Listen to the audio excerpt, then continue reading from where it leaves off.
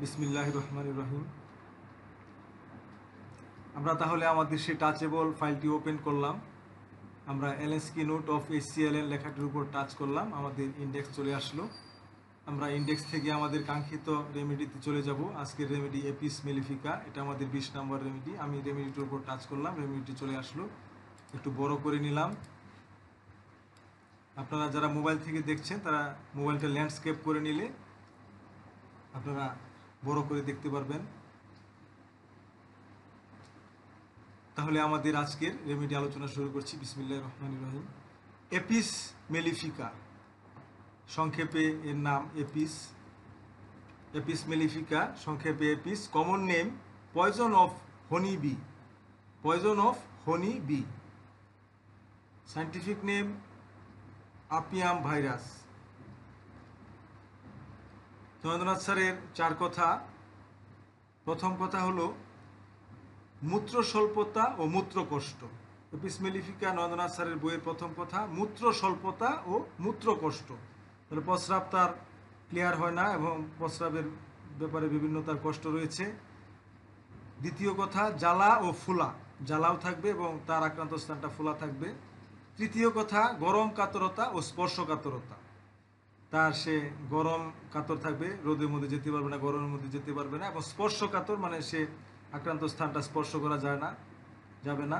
চতুর্থ কথা হুল ফুটানো ব্যথা, হুল ফুটানোর ন্যায় একটা ব্যথা থাকবে তার। এটা ছিল নন্দনাথ স্যারের 4 কথা। আমরা এলএসকি নোটে চলে যাচ্ছি। মডালিটিতে অ্যাগ্রাভেশন পড়ছি। After sleeping closed specially warmed and heated room are intolerable. তাহলে এখানে বলা হচ্ছে অ্যাগ্রাভেশনে যে আফটার স্লিপিং, ঘুমের পরে বৃদ্ধি পায়। তো এটা লেকেসিসেও রয়েছে, ঘুমের পরে বৃদ্ধি পায়। Closed specially warmed and heated room are intolerable. বন্ধ ঘর তো গরম থাকবে, এই জন্য বন্ধ ঘরে বিশেষ করে গরম এবং উত্তপ্ত ঘর টলারেট করতে পারে না, ইনটলারেবল অসহ্যকর, সহ্য করতে পারে না রোগী। বদ্ধ ঘর বিশেষ করে গরম এবং উত্তপ্ত ঘর রোগী সহ্য করতে পারে না এবং ঘুমের পরে বৃদ্ধি পায়। আফটার স্লিপিং, ঘুমানোর পরে বৃদ্ধি পায়। তারপর ফ্রম গেটিং ওয়েট, ভিজে গেলে, জলে ভিজে গেলে বা পানিতে ভিজে তার সমস্যাটা বাড়ে। রাস্টক্সে রয়েছে জলে ভিজে গেলে, পানিতে ভিজে গেলে। কিন্তু but better from washing or moistening the part in cold water. কিন্তু পানি দিয়ে পা ধুলে বা আক্রান্ত জায়গা ঠান্ডা পানিতে ভিজালে উপশম হয়।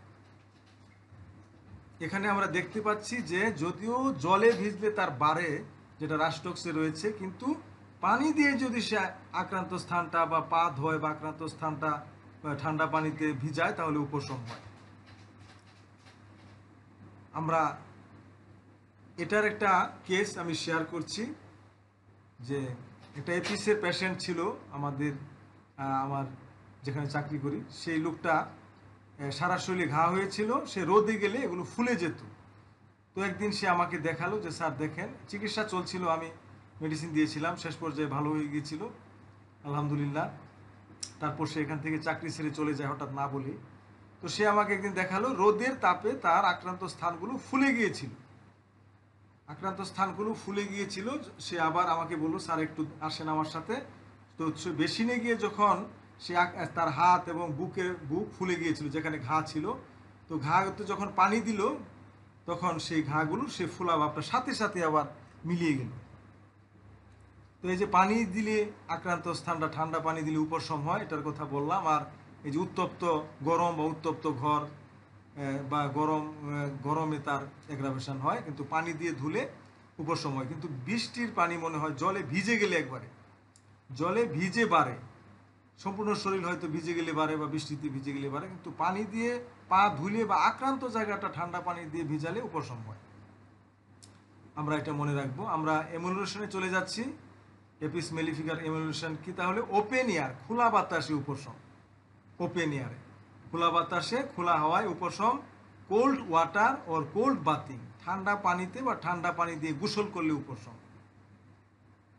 তো জলে ভিজে বাড়ে, এই কথাটা মনে হয় বৃষ্টির জল হতে পারে, যেহেতু ঠান্ডা পানি দিয়ে বা ঠান্ডা ঠান্ডা পানিতে পা বা ঠান্ডা পানি দিয়ে গোসল করলে, ঠান্ডা পানি দিয়ে পা ধুলে বা ঠান্ডা পানি দিয়ে গোসল করলে। Cold water or cold bathing, ঠান্ডা পানিতে ঠান্ডা পানিতে পা, ঠান্ডা পানি এখানে মনে একটু ভুল হয়েছে, কোল্ড ওয়াটার আর কোল্ড বাথিং মানে ঠান্ডা পানিতে বা ঠান্ডা পানি দিয়ে গোসল করলে তার উপশম হয়। আর পেইনস বাই কফিং, পেইনস বাই কফিং কাশি দিলে, আনকভারিং, একটা বাকি রয়ে গেছে, আনকভারিং মানে গায়ের কাপড় খুলে ফেললে, এটা পায়ের কাপড় ভুল হয়েছে, গায়ের কাপড়। আনকভারিং মানে সে যখন তার কাপড়গুলো খুলে ফেলে তখন তার উপশম হয়। পেইনস বাই কফিং, কাশি দিলে তার ব্যথা হয়। ওয়াকিং অর চেঞ্জিং পজিশন, হাঁটলে বা স্থান পরিবর্তন করলে তার উপশম হয়। ওয়াকিং অর চেঞ্জিং পজিশন, সে যেভাবে বসে থাকে সেটা থেকে আবার পজিশনটা চেঞ্জ করলে তার উপশম হয় এবং হাঁটলে উপশম হয়। আর হোয়েন সিটিং ইরেক্ট, যখন সোজা হয়ে বসে তখন তার উপশম হয়। তো আমরা তার উপশমগুলো দেখলাম, খোলা বাতাসে, ঠান্ডা পানিতে বা ঠান্ডা পানিতে গোসল করলে, পায়ে গায়ের যে গায়ে যে ইয়া থাকে, কাপড় চোপড় থাকে সেগুলো খুলে ফেললে, আনকভারিং। পেইনস বাই কফিং, কাশি দিলে তার কাশি দিলে ব্যথা হয়। আর হাঁটলে এবং তার যে স্থান মানে বসার চেঞ্জিং পজিশন, যেভাবে সে থাকে সেটা পরিবর্তন করলে, তার আসন পরিবর্তন করলে এবং হাঁটলে তার উপশম হয়।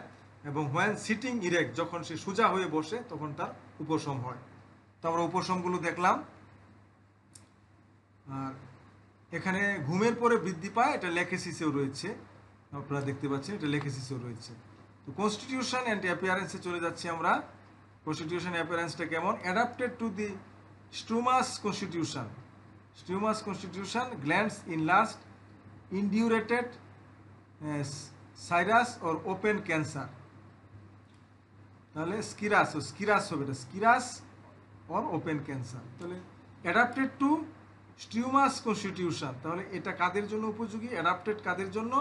যারা স্টিউমাস কনস্টিটিউশন, গন্ডমালা ধাতু বিশিষ্ট, এবং গ্ল্যান্ডস ইনলার্জ, যাদের গ্রন্থি বা গ্ল্যান্ডগুলো বড় হয় এবং ইনডিউরেটেড, শক্ত হয়। ইনডিউরেটেড মানে শক্ত হওয়া, গ্ল্যান্ডগুলো বড় হয়ে যায় এবং শক্ত হয়। এবং যারা গন্ডমালা ধাতুগ্রস্ত মানে যাদের যাদের যে গ্ল্যান্ড ফুলে যায় আর গ্ল্যান্ডগুলো বড় হয়, শক্ত হয়। আর স্কিরাস ক্যান্সার অর ওপেন ক্যান্সার, তো স্কিরাস ক্যান্সার বা খোলা ক্যান্সারে, ওপেন ক্যান্সারে শক্ত ফাইব্রাস তন্তু থেকে উৎপন্ন স্কিরাস টিস্যু, স্কিরাসের কথা বলা হচ্ছে, স্কিরাস টিস্যু শক্ত ফাইব্রাস তন্তু থেকে উৎপন্ন। তো এপিস মেলিফিকেটা কাদের জন্য প্রযোজ্য? এখানে আমরা দেখলাম যারা গন্ডমালা ধাতু বিশিষ্ট, যাদের গ্ল্যান্ডগুলো ফুলে যায়, গ্ল্যান্ডগুলো তাদের বড় হয়ে যায় এবং শক্ত হয়। স্কিরাস ক্যান্সার বা খোলা ক্যান্সারে এসব ক্ষেত্রে এটা যাদের হয় তাদের জন্য এপিস মেলিফিকা প্রযোজ্য। তো স্কিরাস ক্যান্সারের কথা বলা হচ্ছে, স্কিরাস টিস্যু শক্ত ফাইব্রাস তন্তু থেকে উৎপন্ন হয়। যারা, এখানে একটা নোট দেওয়া হয়েছে, যারা যদিও একে ভাইরাস নাম দেওয়া হয়েছে, যদিও একে ভাইরাস নাম দেওয়া হয়েছে, তথাপি এটা হচ্ছে আসলে মৌমাছির মধ্যে বিদ্যমান টক্সিন বা বিষ। তো আর বলা হচ্ছে ওমেন, প্রথম আমরা দেখলাম কাদের জন্য এটা বেশি উপযোগী, তারা গন্ডমালা ধাতু বিশিষ্ট, যাদের গ্ল্যান্ডগুলো ফুলে যায় তাদের জন্য। এরপরে মহিলাদের ক্ষেত্রে বলা হচ্ছে কোন সব মহিলাদের জন্য? ওমেন স্পেশালি উইডোস, মহিলা বিশেষ করে যারা বিধবা, বিধবাদের উপসর্গী। স্পেশালি বিশেষ করে উইডোস মানে বিধবাদের জন্য, মহিলা বিশেষ করে মহিলাদের ক্ষেত্রে হবে, বিশেষ করে মহিলাদের মধ্যে যারা বিধবা তাদের জন্য বেশি কার্যকর। Children and girl who though generally careful become awkward and let things fall while handling them. তাদের কথা বলা হচ্ছে যারা চিলড্রেন অ্যান্ড গার্ল, বাচ্চা এবং মহিলা, শিশু এবং মেয়েদের কথা বলা হচ্ছে, শিশু এবং মহিলা যারা, শিশু এবং বালিকা মেয়েরা যারা অপটু though generally careful become awkward and let things fall while handling them, মানে লেট থিংস ফল, যে কোনো জিনিস পড়ে যায় যখন তারা এটা হ্যান্ডেলিং করে। তারা হাত দিয়ে যখন কোনো কিছু, কোনো কাজ করে, কোনো জিনিসপত্র নাড়াচাড়া করে, তারা এটা তাদের হাত থেকে পড়ে যায়, ফল, থিংস ফল, মানে জিনিস পড়ে যায়, হোয়াইল হ্যান্ডেলিং দেম, যখন তারা এগুলোকে হ্যান্ডেলিং করে, হাত দিয়ে কোনো কাজ করে, হ্যান্ডেলিং করে, হাত দিয়ে নাড়াচাড়া করে, তখন তাদের হাত থেকে এগুলো পড়ে যায় অজান্তেই। এবং এইসব এই যে শিশুরা এবং বালিকারা অপটু হয়ে থাকে। চিলড্রেন আর গার্লস হো though generally careful become award, যদিও মানে তারা অ্যাওয়ার্ড থাকে, কিন্তু তারা তাদের অনিচ্ছা সত্ত্বেও হাত থেকে জিনিসপত্র পড়ে যায় নাড়াচাড়া করার সময়। তাহলে এটা আমরা দেখলাম যে মহিলাদের জন্য উপযোগী, বিশেষ করে কোন সব মহিলা যারা বিধবা, এবং বাচ্চাদের কথা বলা হয়েছে, বাচ্চারা এবং বালিকারা যাদের মানে হাত থেকে জিনিসপত্র নাড়াচাড়া বা কাজ করার সময় হাত থেকে অনিচ্ছা সত্ত্বেও পড়ে যায়, তাদের অজান্তে হাত থেকে জিনিসপত্র পড়ে যায়। এটা ভবিষ্যতেও রয়েছে। তো আমাদের আমি ইসলাম শফিক স্যার মহোদয় এই কিছুক্ষণ আগে উনি এসেছেন বাসায়। তো স্যার, আসসালামু আলাইকুম স্যার, ফ্রি হয়েছেন স্যার? জি স্যার, ওয়ালাইকুম আসসালাম। ফ্রি হয়েছেন স্যার? 30 second sir, 30 second.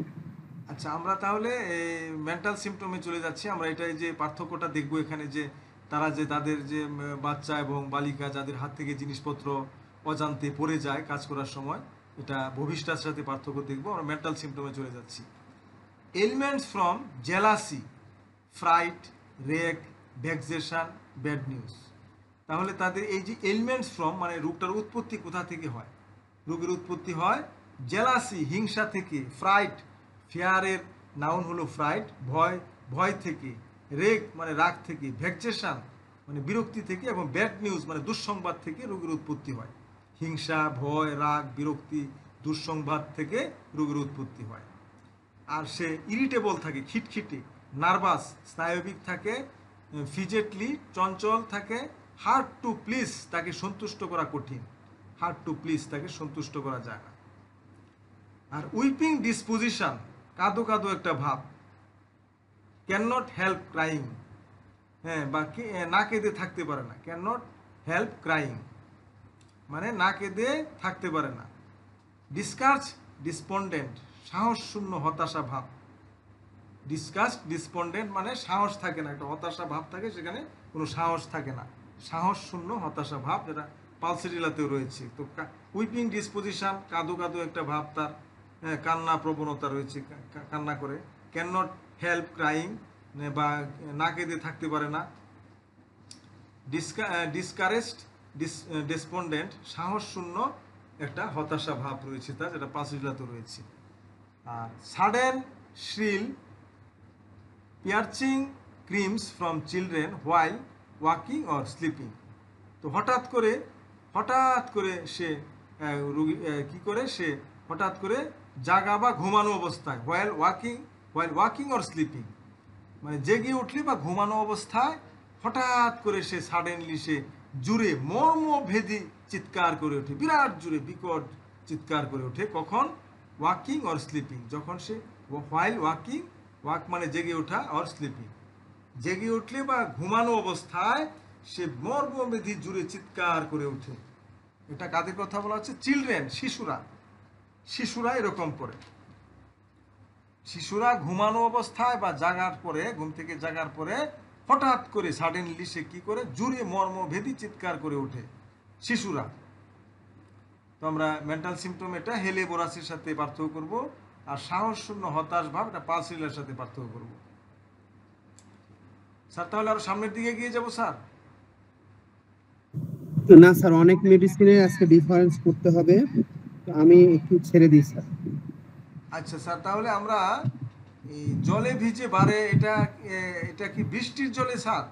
রাষ্ট্রপতির সাথে যেটা জলে ভিজে বাড়ে, কিন্তু এমনি তো ঠান্ডা জলে বা পানিতে দেখুন জলে ভিজে আপনার হচ্ছে এটা বৃদ্ধি পেতে পারে রাস্টক্সের। তো রাস্টক্স নিয়ে যখন এটা বলবো, আপনি অ্যাগ্রাভেশন অ্যামোলিডেশন ছেড়ে আসি, ঠিক আছে? এগুলি কমন সিমটম এগুলি, হ্যাঁ। আচ্ছা, এগুলি তাহলে আমরা স্যার জানি এখানে আর যেটা এই যে জিনিসপত্র সে যে ফেলে দেয় জিনিসপত্র, যদিও সতর্ক, তবু তারা এই যে শিশু এবং বালিকারা অপটু হয়ে পড়ে জিনিসপত্র নাড়াচাড়া করার সময় অজান্তে হাত থেকে পড়ে যায়। এটা ভবিষ্যতের সাথে পার্থক্য করতে হবে স্যার। আচ্ছা, বহিষ্ঠার ওষুধগুলো আমরা যদি দেখি, তবে গুরুত্বপূর্ণ সায়েন্টিফিক সিমটম গুলো আমরা যেটা পাই, যখন রমণীদের এখানে কথা বলা হয়েছে, এখানে দেখুন বহিষ্ঠাতে শিশুদের হচ্ছে তুতলামি আমরা পেয়ে থাকি, সেটা স্ট্যামোনিয়ামের তো পাওয়া যায়, স্ট্যামোনিয়াম ব্যাপারটা আলাদা, সেটাতে আমরা না যাই, ঠিক আছে। শিশুদের একটা তুতলামি ভাব থাকে, বৃদ্ধ যেগুলি কুমারী মেয়ে থাকে, যাদের বয়স হয়েছে কিন্তু বিয়ে হয় না, এরকম মেয়েদের হচ্ছে হার্টের দুর্বলতা থাকে, এই কারণে তাদের হৃদকম্পন থাকে, ঠিক আছে। এবং এদের ঋতু স্রাবটা সবেমাত্র রাত্রিতে হয়। স্নায়বিক দুর্বলতা আছে, মানে হৃদকম্পন আছে, কিন্তু এই মেয়েদের হচ্ছে ঋতুস্রাবটা সবেমাত্র রাত্রিতেই হয়, ঠিক আছে, রাত্রিতেই হয়। এবং ঋতুকালে এবং ঋতুর পূর্বে উদারাময় হয়। ঋতুকালে বা ঋতুর পূর্বে কি হয়? উদারাময় হয়, আমরা দেখেছিলাম। এবং সেই সাথে দুই ঋতুর মধ্যবর্তী দুই একদিন স্রাব দেখা দেয়, দুই ঋতুর মধ্যবর্তী দুই একদিন স্রাব দেখা যায়। এটা বোরাক্সে পাওয়া যায়। বোরাক্সের স্রাবটা হচ্ছে গরম হয়, হ্যাঁ, একটু গরম অনুভূতি থাকে। আচ্ছা, তারপর দুই ঋতু অন্তর হচ্ছে এদের হচ্ছে ঋতুস্রাব থাকতে পারে। ঋতুস্রাব হচ্ছে কালো চাপ চাপ হবে এবং প্রসব ব্যথার মধ্যে একটা ব্যথা থাকে। এটা আমাদের ইয়েতে সিপিআতেও পাওয়া যায়। সিপিআর কনস্টিটিউশনাল আমরা যখন ইয়েতে পাবো তখন সেটা আলাদা ব্যাপার, ঠিক আছে। নানারূপ শুষ্ক এবং ভিজা চুলকানি দেখা যেতে পারে, এই আমবাদগুলো থাকে এদের ব্যাপার। তবে আমাদের হচ্ছে বহিষ্ঠার পেশেন্টের হচ্ছে আহারে উপশম হয়। আহারে উপশম হয় কোনটা? যখন তার পেট ব্যথা যখন হয়, এটা আহারে উপশম হয়। এই ব্যাপারগুলো আমরা লক্ষ্য রাখবো।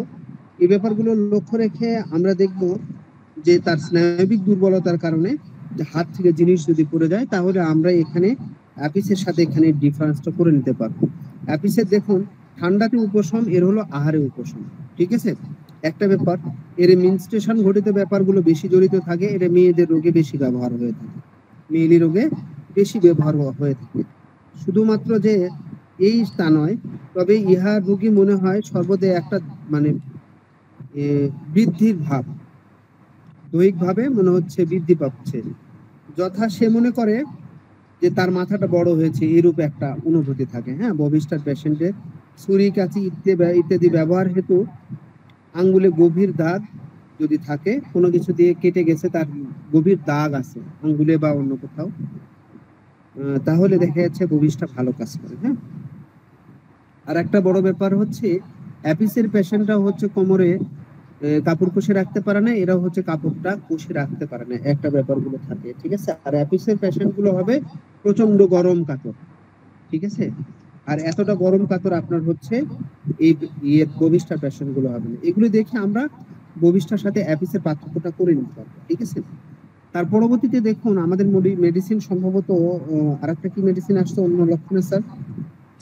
এখানে স্যার মেন্টাল সিমটমে একটা কনস্টিটিউশনে আর নেই স্যার। মেন্টাল যে স্যার সাহস শূন্য হতাশ ভাব, কাঁদো কাঁদো ভাব, না কেঁদে থাকতে পারে না, সাহস শূন্য হতাশ ভাব, পালসেরিলার সাথে এটা পার্থক্য করতে বলা হয়েছে স্যার। আচ্ছা, আমরা পালসেটিলাকে জানি, দেখুন পালসেটিলা আর এর মধ্যে মানে খুবই পার্থক্য, ঠিক আছে, খুবই পার্থক্য। পালসেটিলার রুগী হচ্ছে শীতকাতর রুগী হয়, ঠিক আছে, সর্বদাই একটা শীত বোধ একদিকে মানে থাকবে এটা, কিন্তু ঠান্ডা চায়, আবার গরমও ভালোবাসে না, এরা গরমও ভালোবাসে না, একটা ব্যাপার। ঘরের দরজা জানালা সব খুলে দিতে চায়, কিন্তু না, এর মধ্যে হচ্ছে এতটা বেশি শীত কাতরে আপনার হচ্ছে অ্যাপিস নয়, অ্যাপিসের ব্যাপারটা হচ্ছে গরম কাতর, হ্যাঁ। আর এ হচ্ছে শীত কাতর, এই একটা ব্যাপারগুলো থাকবে।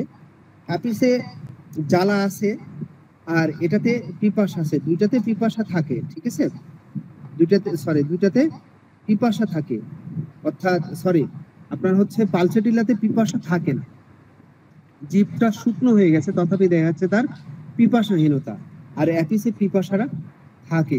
তাহলে আমরা এই জায়গাতে একটু ইয়ে করে নিতে পারি, ডিফারেন্সটা করে নিতে পারি, ঠিক আছে। একটা ব্যাপার। আর এখানে দেখুন সবচেয়ে মেন্টাল সিমটম গুলোতে যদি দেখি, তাহলে পালসেটিলার রোগী হয় কেমন?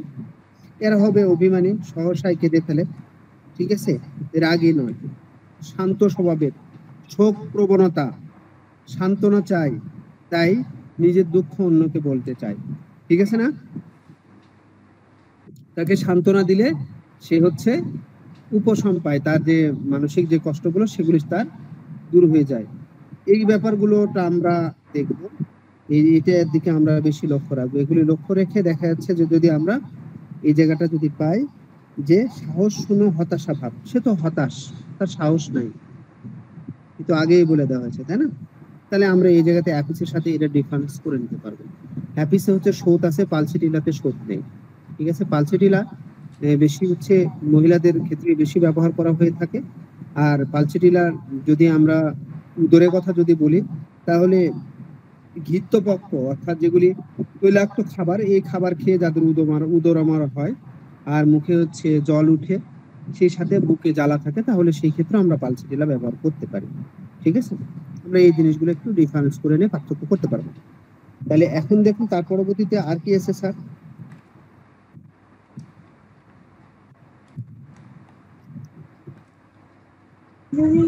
স্যার পালসেটিলার লক্ষণ বারবার পরিবর্তন হয়, কিন্তু এপিসে সেটা নেই, পরিবর্তন হতে কিছু পাওয়া যায় না। এখানে সহসা বলতে গেলে তো পালসিটিলার অনেক কথা বলা যায়। আপনি যেটা বলেছেন আপনাকে থ্যাংক ইউ। অবশ্যই পরিবর্তনশীলতা একটা গুরুত্বপূর্ণ ব্যাপার। এই হাসে এই কাঁদে, রুষ্ট টুষ্ট, এই ব্যাপারটা প্রত্যেক দিনই বলি। হ্যাঁ, একে সহসায় শান্ত করা যায়, সহসায় আবার রাগানো যায়, ঠিক আছে? এগুলি সব পরিবর্তনশীলতার লক্ষ্য। তার যেগুলি ব্যথাগুলো থাকে সেগুলিও দেখা যাচ্ছে এই আসে এই যায়, এগুলি ব্যাপারগুলো থাকে, ঠিক আর আছে? এপিস স্যার কলহ প্রিয়, যেমন রানী মৌমাছিকে একবার খোঁচা মারলে তার পিছু ছাড়বে না, এপিস হচ্ছে কলহ প্রিয়, কলহটা ভালোবাসে, যেটা পালসেটিলা একেবারে না। পালসেটিলা শান্ত প্রকৃতির, নম্র ভদ্র। জি, আমরা হেলেবরাসে ফিরে যাচ্ছি। জি স্যার। হেলেবরাসে জি স্যার। জি স্যার। জি বলেন স্যার। না, আপনি যদি কিছু বলতে চান বলুন স্যার, না কি না জানি আমি বলছিলেন। না এটা বলতে চাচ্ছিলাম স্যার, এই লাইনটা বলতে চাচ্ছিলাম, বলেন স্যার। আচ্ছা, এখানে বলা হচ্ছে জাগা বা ঘুমানো অবস্থায় শিশু হঠাৎ করে কি করে জোরে চিৎকার করে ওঠে, তাই না? মর্মভেদী একটা চিৎকার বা আতঙ্কে আর কি। এরকম ব্যাপারটা আপনার হেলোবেরাসেও পাওয়া যায়, আপনার হচ্ছে ইয়েতেও পাওয়া যায়, আপনার হচ্ছে অ্যাপিসেও পাওয়া যায়। এখন দেখুন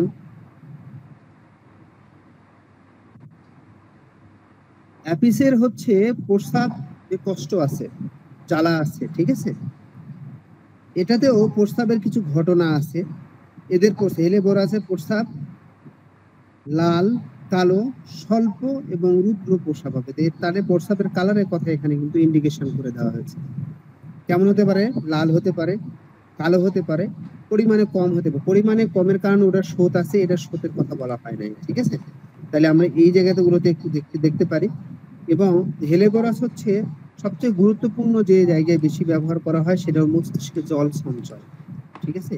আমরা যেটাকে হাইড্রোকেফালাস বলি, মস্তিষ্কে জল সঞ্চয়। আরো মেডিসিন গুলো আছে, অ্যাপিসও ব্যবহার করা হয়, অ্যাপিসও ব্যবহার করা হয়, তবে অন্যান্য সাইন সিমটম গুলো দেখে অ্যাপিস ব্যবহার করা যেতে পারে। তবে এই জায়গাতে একটা গুরুত্বপূর্ণ সিমটম আছে হেলেবোরাসের। হেলেবোরাস বালিশে মাথায় এপাশ ওপাশ ঘষে, ঠিক আছে? কি করে? এপাশ ওপাশ ঘষে। একটু হেলেবোরাস সম্পর্কে একটু যদি বলি, মানে হেলেবেরস যে মানে দেখা যাচ্ছে মেনিনজাইটিস বা আপনার সরি আপনার হচ্ছে হাইড্রোকেফালাসের ক্ষেত্রে বা মেনিনজাইটিসে খুব গুরুত্বপূর্ণ একটা মেডিসিন হচ্ছে এই হেলেবোরাস। হেলেবোরাসের পেশেন্টটা হচ্ছে অনিচ্ছায় সে দীর্ঘ শ্বাস ফেলে, অনিচ্ছায়, নিজের ইচ্ছা না, হঠাৎ করে এই ব্যাপারগুলো, ঠিক আছে? দীর্ঘ শ্বাস ফেলে, এই একটা ব্যাপার। সম্পূর্ণ অজ্ঞানতা হতে পারে, জ্ঞান শূন্য হতে পারে, সর্বদাই নাক, ঠোঁট, কাপড় চোপড় ফুটে। সে দেখা যাচ্ছে জ্ঞান হারিয়ে ফেলেছে, তথাপি দেখা যাচ্ছে সে কি করছে, কোনো এক হাত দিয়ে মানে দেখা যাচ্ছে কি করছে, কাপড় চোপড় খুঁজছে, নখ খুঁজছে, এরকম ব্যাপারগুলো এটার মধ্যে দেখা যায়। এবং যদি যখন মস্তিষ্কে জল জমে, এই পেশেন্ট গুলো এক দৃষ্টে চেয়ে থাকে, একবারে তাকিয়ে আছে, চোখের অপলক দৃষ্টিতে চেয়ে আছে, হ্যাঁ, কপালটা কোঁচকানো এবং সেই সাথে কপালে শীতল ঘাম থাকে, হ্যাঁ। এবং হঠাৎ করে শিশুরা বা এই মস্তিষ্কে জল জমার সময়, সেই সময় হচ্ছে পেশেন্টটা কি করে, চিৎকার করে কেঁদে ওঠে, ঠিক আছে, চিৎকার করে কেঁদে ওঠে এবং বালিশে মাথা ঘষাঘষি করে বা মাথায় হাত দিয়ে আঘাত করে। কি করে? বালিশে মাথা ঘষাঘষি করে বা মাথায় আঘাত করে। গুরুত্বপূর্ণ লক্ষণ হচ্ছে এই জায়গাতে, ঠিক আছে। এলেবোরাসের পেশেন্টটা তাহলে কখন চিৎকার করে আমরা এটা কিন্তু দেখলাম, ঠিক আছে। এই ব্যাপার। আর এমনিতে আপনি যদি দেখেন তাহলে দেখতে পাবেন ওদের মানে চক্ষু দৃষ্টি অনেক সময় বিস্তৃত হতে পারে, চোখটা বড় বড় হয়ে তাকিয়ে আছে, কিন্তু ওর চোখটা ভিতরে বসে গেছে, কোঠারগত যাকে বলে, হ্যাঁ, ভালো ভাষায়। এবং মুখের দিকে তাকালে মনে হয় যেন কোনো কিছু চিবাচ্ছে এরকম। অজ্ঞানতা থাকলে অতি ব্যগ্রভাবে জল পান করে, মানে খুব দ্রুত ভাবে জল পান করে অজ্ঞাত বশতে, সেরকম মানে যখন থাকে। এমনকি জলের যে চামচ, অজ্ঞান হয়ে আছে, ঠিক আছে, মাথায় জল জমে, ওকে যখন চামচে করে যখন জল পান করানো হবে, মানে খুব দ্রুত জল পান করতে যে চামচটাকেও সে কামড়ে ধরবে, মানসিক সিমটম গুলো দেখবে, ঠিক আছে। একটা হাত বা একটা পা আপনা আপনি সঞ্চালন হবে, হেলেবরাস, ঠিক আছে, হেলেবরাস। তবে যদি বাম হস্ত যদি সঞ্চালন যদি হয়, তাহলে সেখানে খুব গুরুত্বপূর্ণ মেডিসিন ব্রায়োনিয়া ভালো কাজ করে। আমি দিয়েছিলাম আমার বাস্তবে হেলেবরাসের ব্রায়োনিয়া রোগী পেয়েছিলাম এরকম ক্ষেত্রে। শুধু পা সঞ্চালনে জিঙ্কাম, শুধু যদি বাম হাত যদি সঞ্চালন হয় তাহলে কিন্তু কি ব্রায়োনিয়া, ব্রায়োনিয়া কিন্তু ডান সাইডের মেডিসিন, ডান পাশে ভালো কাজ করে। কিন্তু এখানে মনে রাখুন শুধুমাত্র বাম হাত যখন সঞ্চালন করতেছে, সেই ক্ষেত্রে অন্যান্য শাস্তির ব্যাপারগুলো দেখবেন এবং মিউকাস মেমব্রেন যেটা শুষ্ক, এই ব্যাপারগুলো দিকে লক্ষ্য রেখে কনস্টিপেশনের কথা ভেবে আপনি এখানে ব্রায়োনিয়া অ্যাপ্লাই করতে পারেন, ঠিক আছে। শুধু পা সঞ্চালন যদি করে সেই ক্ষেত্রে দেখবেন। এই কয়েকটি লক্ষণ মানে আমরা যদি মনে রাখতে পারি তাহলে সহসায় দেখা যাচ্ছে আমরা হেলেবোরাসটা এখানে পেয়ে যেতে পারি, ঠিক আছে। জি স্যার। তারপরে স্যার এখানে অন্য কোনো মেডিসিন আসছিল নাকি স্যার? জি স্যার, ধন্যবাদ স্যার। এখানে আর আর আর নেই স্যার, এখানে ভবিষ্যৎ পর্যন্ত, কনস্টিটিউশন পর্যন্তই আমরা ছিলাম। এখন না স্যার, যেটা মেন্টাল সিম্পটমে যেটা বললাম, ঘুমানো অবস্থায় বা জাগার পরে শিশু চিৎকার করে ওঠে, হেলিবোরাসের সাথে পার্থক্য দেখলাম আমরা। এখন আমরা ফিজিক্যাল জেনারেলি চলে যাচ্ছি। ফিজিক্যাল জেনারেলি রয়েছে এক্সট্রিম সেন্সিটিভনেস টু টাচ, অত্যন্ত তার স্পর্শানুভূতি। এক্সট্রিম সেন্সিটিভনেস টু টাচ, স্পর্শ করলে তার ওটা অত্যাধিক স্পর্শানুভূতি, মারাত্মক স্পর্শানুভূতি, মানে স্পর্শই করা যায় না। এক্সট্রিম সেন্সিটিভনেস টু টাচ, এটা বেলাডোনা এবং লেকেসিসে রয়েছে। পেইনের কথা বলা হচ্ছে, পেইনটা কেমন, আমরা Apis mellifica রেমেডিটি এসিএলএন sir LS note থেকে পড়ছি, ফিজিক্যাল চ্যাপ্টার, এপিস মেলের ফিজিক্যাল চ্যাপ্টারে পেইনের কথা বলা হচ্ছে। এই সম্পূর্ণ লাইনটা পেইন নিয়ে বলা হয়। পেইনটা কেমন, তার ব্যথাটা বার্নিং, স্টিংিং, সোর, এটা কিন্তু ফার্স্ট গ্রেড সিমটম। তার এই ব্যথাটা জ্বালাযুক্ত, স্টিংিং, হুল ব্যথার মতো এবং ক্ষতবোধ। আমরা এটা নরেন্দ্রনাথ স্যারও বলেছেন যে তার যে চার কথার মধ্যে বলেছেন যে হুল ফুটানোর মতো একটা ব্যথা থাকবে, নরেন্দ্রনাথ স্যারের চতুর্থ কথা। তো এখানে সেটাই আমরা দেখতে পাচ্ছি যে ফিজিক্যালের মধ্যে যে তার স্টিংিং একটা পেইন, হুল ব্যথার মতো একটা ব্যথা, হুল ফুটানো ব্যথা। পেইনটা তাহলে জ্বালাকর, হুল ফুটানোর মতো এবং ক্ষতবোধ। তাহলে suddenly migrating from one part to another, এই ব্যথাটা হঠাৎ, এই ব্যথা হঠাৎ এক জায়গা থেকে অন্য জায়গায় সরে যায়, যেটা কেলিবাই এবং লেগকেন এবং পাসিলাতে রয়েছে। ব্যথাটা হঠাৎ করে এক জায়গা থেকে অন্য জায়গায় সরে যায়, স্থান পরিবর্তন করে। Suddenly migrating from one part to another.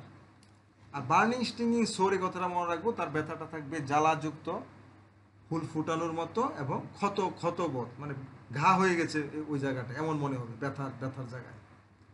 R say থার্স্টলেসনেস in এনাসার্কা তার যে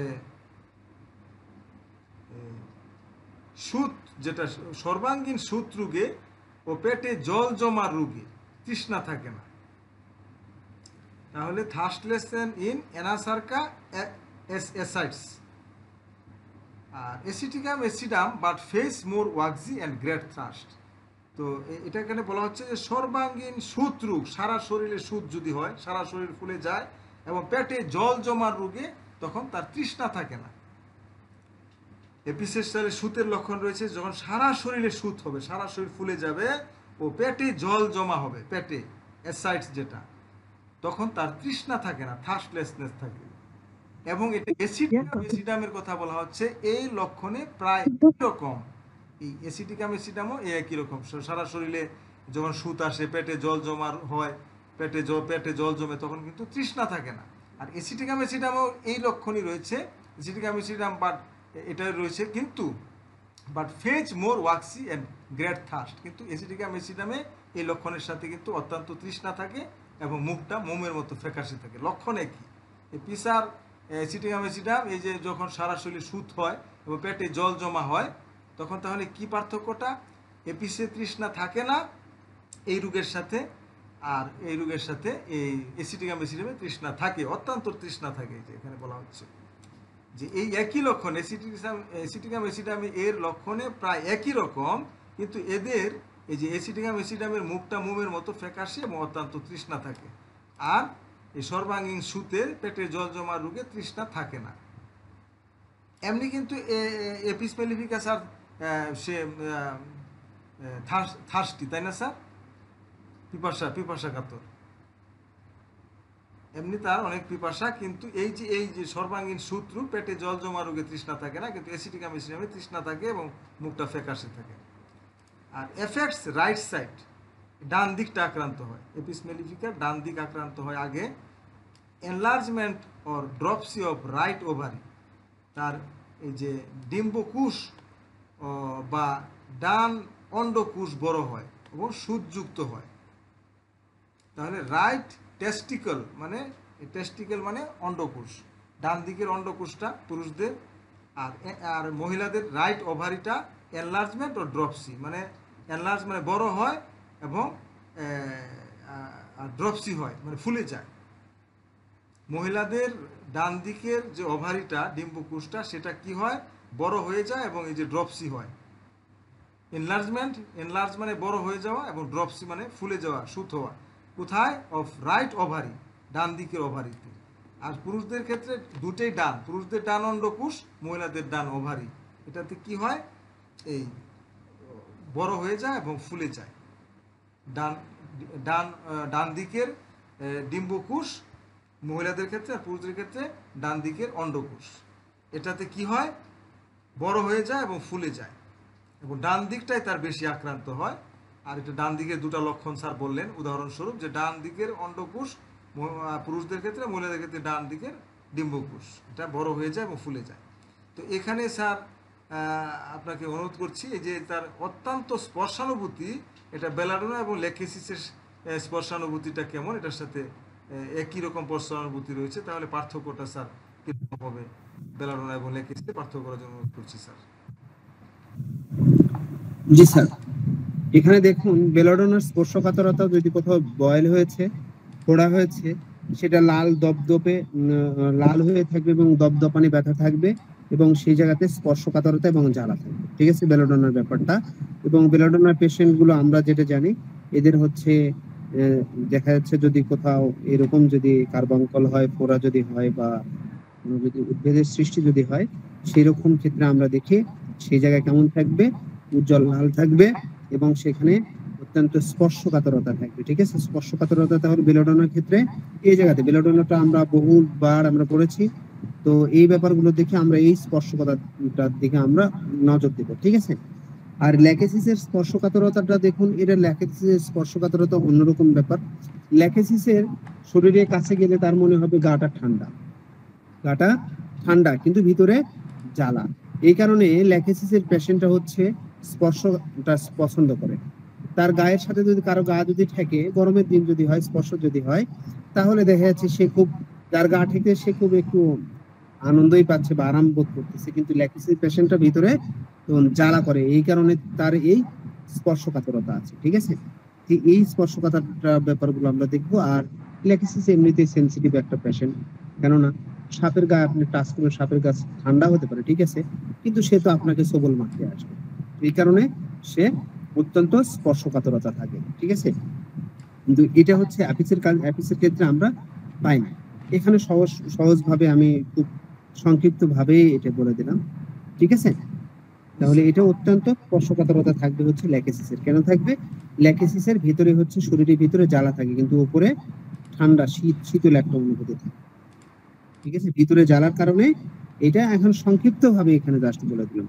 আমরা ল্যাকেসিসের অন্যান্য লক্ষণগুলো আমরা জানি, সেখানে মধ্যদি বা মধ্যরাতে বৃদ্ধি আছে, একটা ব্যাপারটা আছে। তার পরবর্তীতে ল্যাকেসিসের আরো গুরুত্বপূর্ণ ব্যাপার হলো, সেটা হচ্ছে তরল খাবার খেতে তার খুব কষ্ট হয়, কিন্তু শক্ত খাবার খেতে তার কোনো সমস্যা হয় না। ল্যাকেসিসের রোগ আক্রমণগুলো সাধারণত বাম দিকে হয়ে এসে পরবর্তীতে ডান দিকে ডাইভার্ট হতে পারে। ঠিক আছে, এই ব্যাপারগুলো দিকে আমরা লক্ষ্য রাখতে পারি। আর অ্যাপিসের পেশেন্টগুলো তো অ্যাপিসের স্পর্শকাতরতা যেখানে, সেখানে হচ্ছে হোল ফুটার মতো ব্যথা থাকবে, এটা গুরুত্বপূর্ণ ব্যাপার। ঠিক আছে, তার পরবর্তীতে ধন্যবাদ সামনের স্যার। দিকে যাই।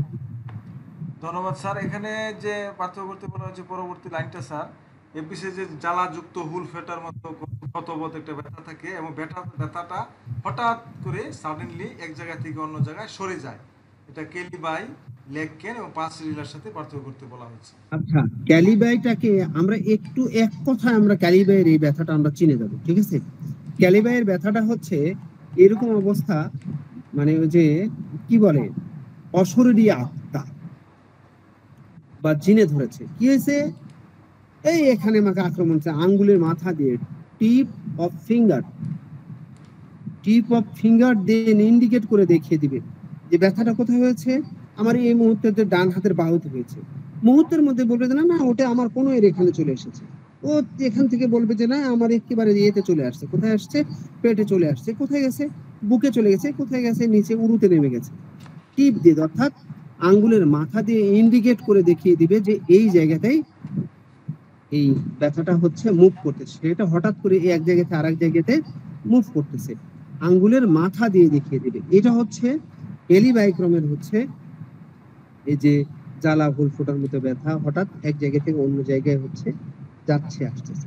ঠিক আছে, তাহলে কেলিবাইটাকে আমরা এখন সহসায় কেলিবাইয়ের ব্যথাটা আমরা বুঝে নিতে পারবো। কেলিবাইয়ের পেশেন্ট আপনাকে এসে আঙ্গুলের মাথা দিয়ে দেখিয়ে দিবে স্যার আমার এই জায়গাতে ব্যথা, এই জায়গা থেকে এই জায়গাতে চলে যাচ্ছে।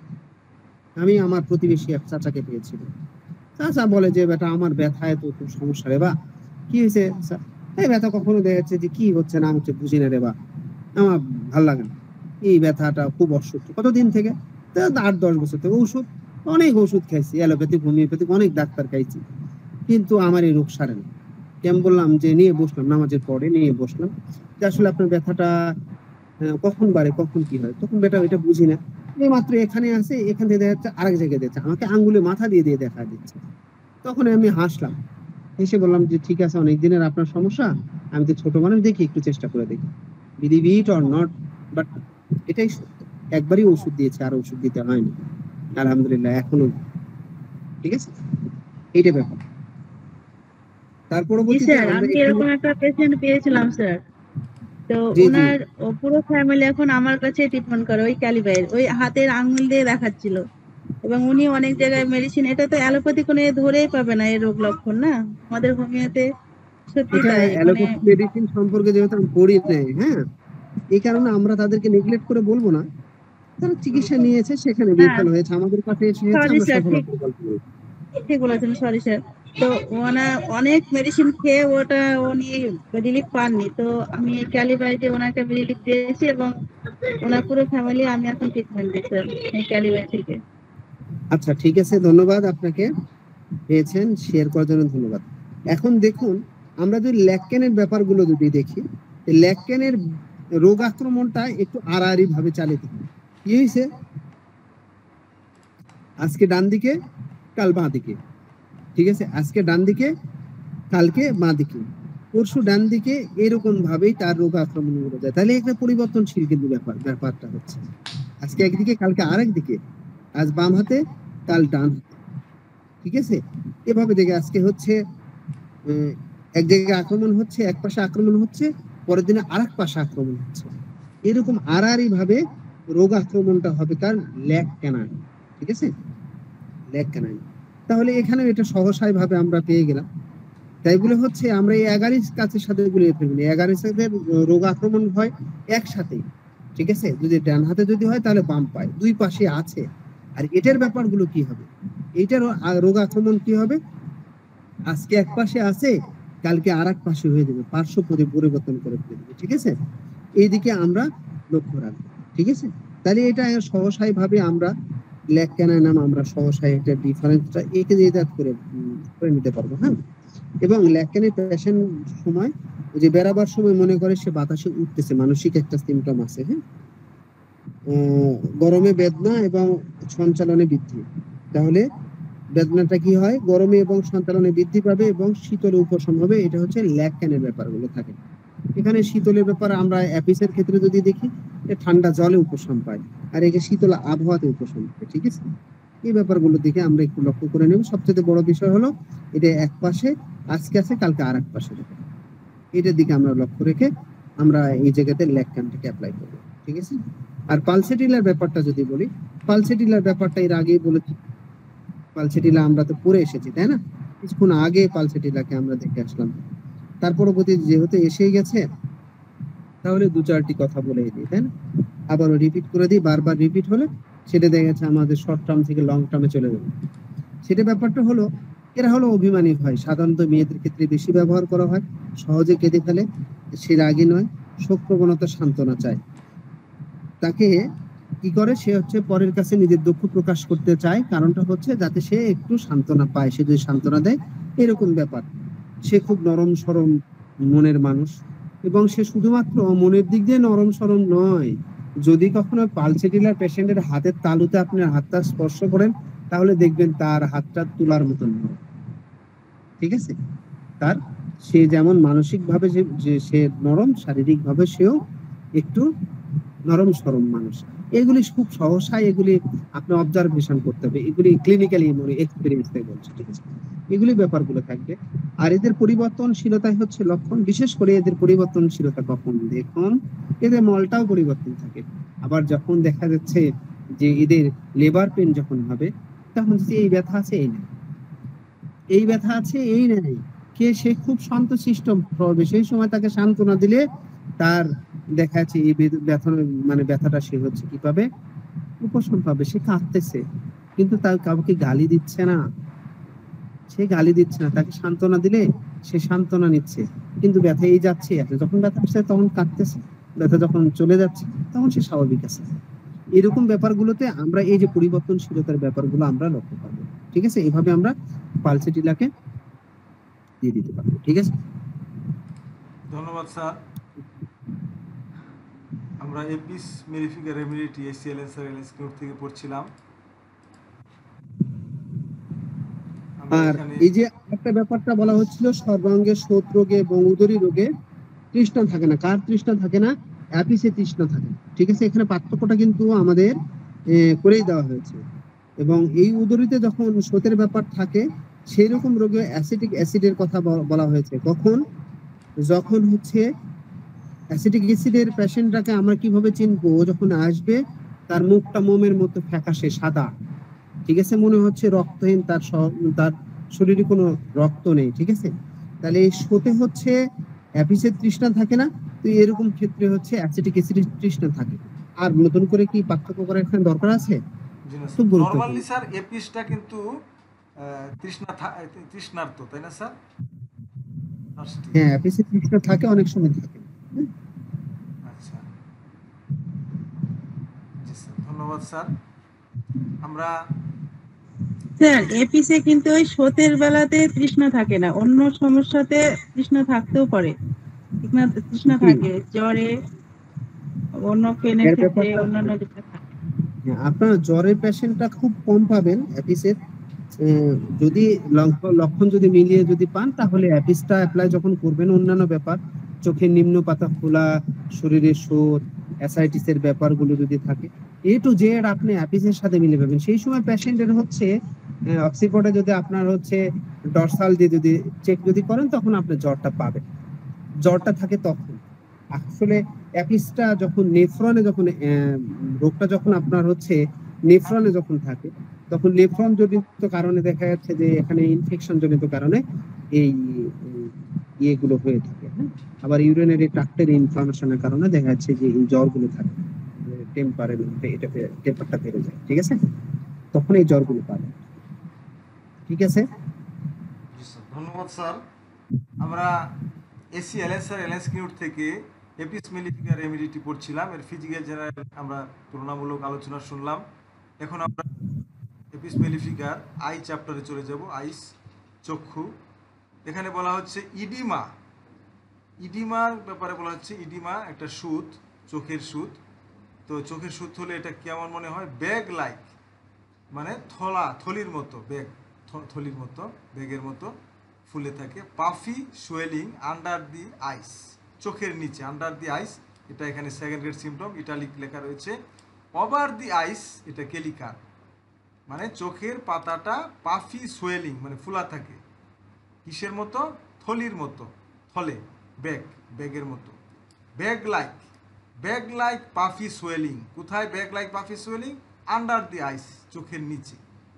চোখের নিচে নিচের পাতাটা থলির মতো, ব্যাগের মতো ফুলা থাকে, আর উপরের পাতা ফুলা থাকে কেলিকার।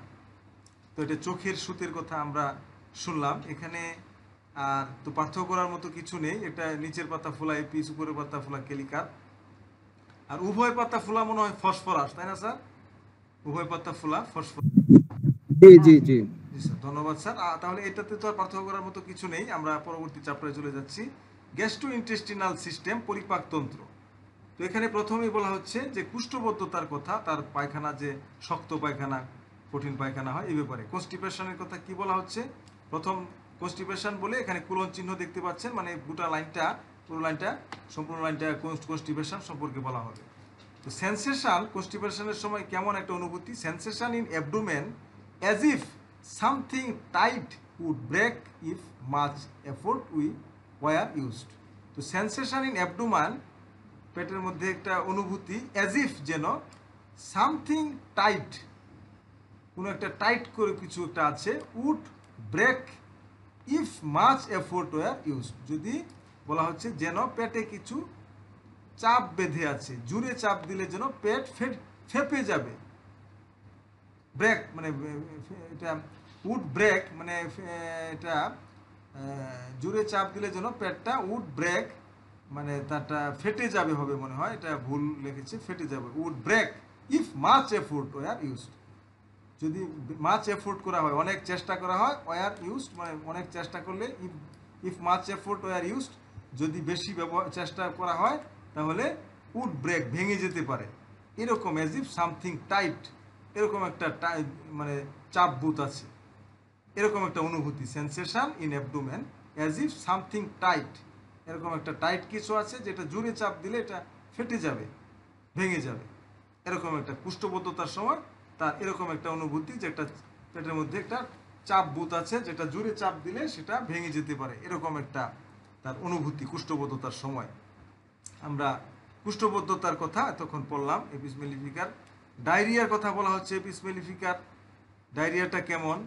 অফ ড্রাঙ্কার্ড, মাতালদের যদি ডায়রিয়া হয়, ড্রাঙ্কার্ড যারা ড্রিঙ্ক করে, যারা মদ্যপায়ী, তাদের যদি ডায়রিয়া হয়, অফ ড্রাঙ্কার্ডস ইন ইরাপটিভ ডিজিজ, মানে ইরাপশন থেকে ইরাপটিভ, মানে উদ্ভেদযুক্ত রোগে যখন ডায়রিয়া হয়, মাতালদের ডায়রিয়া হলে, এবং উদ্ভেদযুক্ত রোগে বিশেষ করে, specially of eruption be suppressed, মানে উদ্ভেদযুক্ত রোগে বিশেষ করে যদি উদ্ভেদটা চাপা পড়ে যদি ডায়রিয়া হয়। Involuntary from every motion as much involuntary from every motion as though anus was wide open। তাহলে involuntary from every motion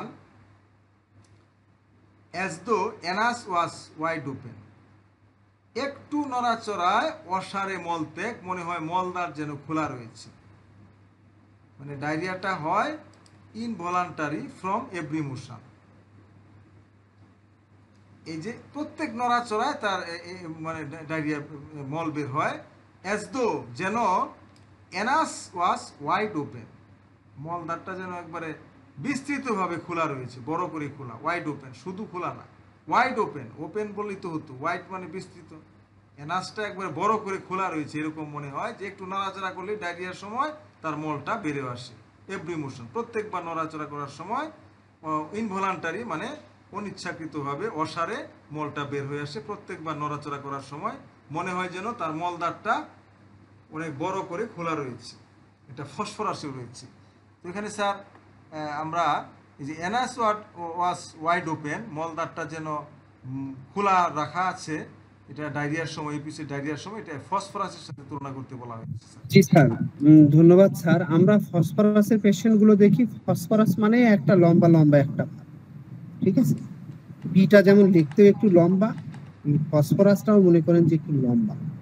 এর বয়সের তুলনায় যুবক যুবতীরা খুব দ্রুত হচ্ছে, লম্বা হওয়ার একটা ভাব থাকে, বর্ণ সুন্দর, নয়ন সুন্দর, চুল চিকন, ঠিক আছে, চোখের পাতা পাতলা, কটা সহসায় দেখা যাচ্ছে যে এটা উঠে যায়, একটা ব্যাপার থাকে। এদের বুদ্ধি হচ্ছে তীক্ষ্ণ বুদ্ধি সম্পন্ন হয়, ঠিক আছে? পেটের ভিতরে একটা খালি ভাব থাকে এবং পান করার সাথে সাথে সেটা গরম হলে বমি হয়ে উঠে যায়, ঠিক আছে?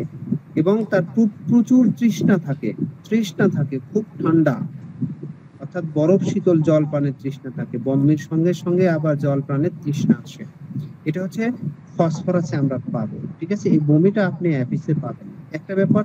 আরেকটা ব্যাপার দেখুন, মলটা হচ্ছে এখানে বলা হচ্ছে হুর হুর করে বের হয়, জলের মতো মল।